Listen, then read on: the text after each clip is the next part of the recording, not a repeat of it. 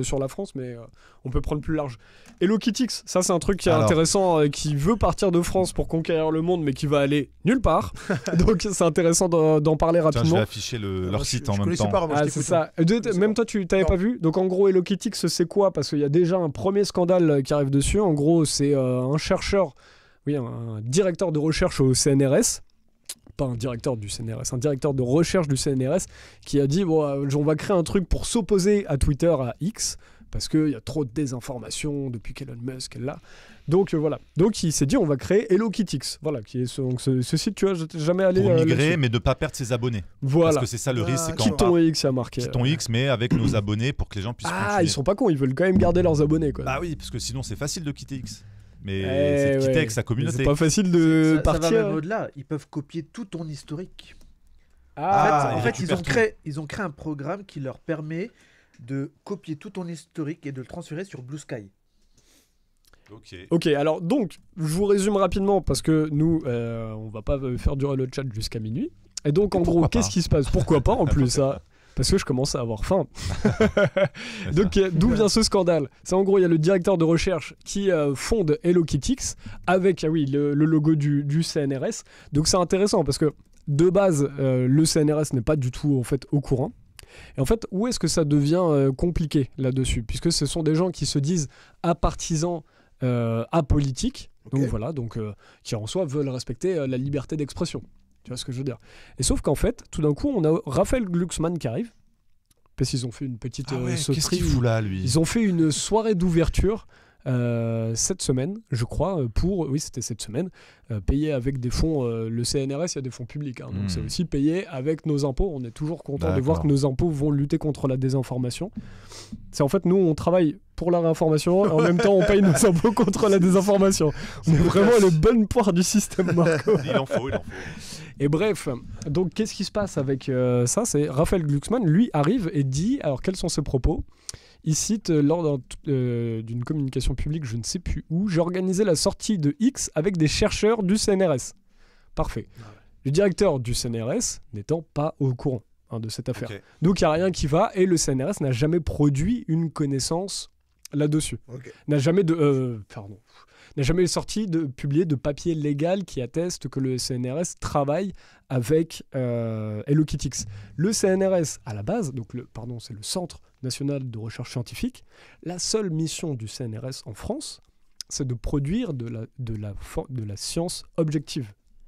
Il ne peut avoir aucune politique qui s'immisce. C'était ce qu'on disait avec Monsieur Vernochet tout à l'heure.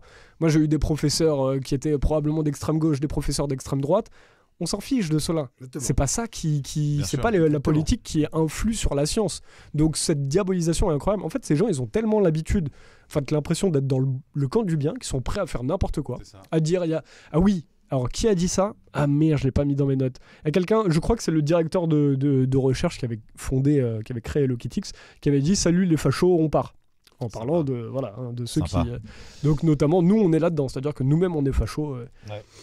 Bref, qu'est-ce qu'on a d'autre de croustillant là-dessus? Ah oui, ça avait été créé par le labo, l'Institut des systèmes complexes Paris-Île-de-France. Donc effectivement, c'est une branche du CNRS qui a fait ça. Mais donc en fait, ils ont fait ça dans le dos du CNRS. D'accord. C'est-à-dire que c'est des gens du CNRS qui ont fait ça dans le dos du CNRS. Avec notre argent. Voilà, en disant que c'est apolitique. Et en fait, Raphaël Glucksmann récupère ça. Raphaël Glucksmann, pour tous ceux qui ne connaissent pas, c'est un député européen du groupe socialiste progressif dont les politiques et la communication ressemblent toujours à celle de Macron. Ça, c'est très intéressant à noter.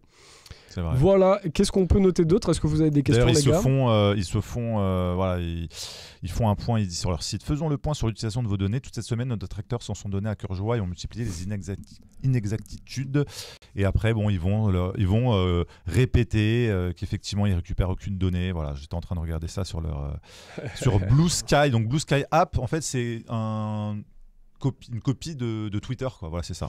Avec notre argent, ils ont volé la propriété intellectuelle. Oui, il y a aussi un scandale avec Hello Kitty où apparemment ils n'avaient pas le droit d'auteur pour récupérer ça. Mais je peux pas croire qu'ils aient récupéré un logo donc ils n'avaient pas les droits d'auteur. C'est complètement con. Moi, il dit que Kitty appartient au Japon. Mais oui, c'est ça. Non, mais c'est abominablement idiot. Mais ils l'ont changé en fait. Le Hello Kitty, il est pas content. Alors que le Hello Kitty, il est content. Ouais. Donc, c'est la petite.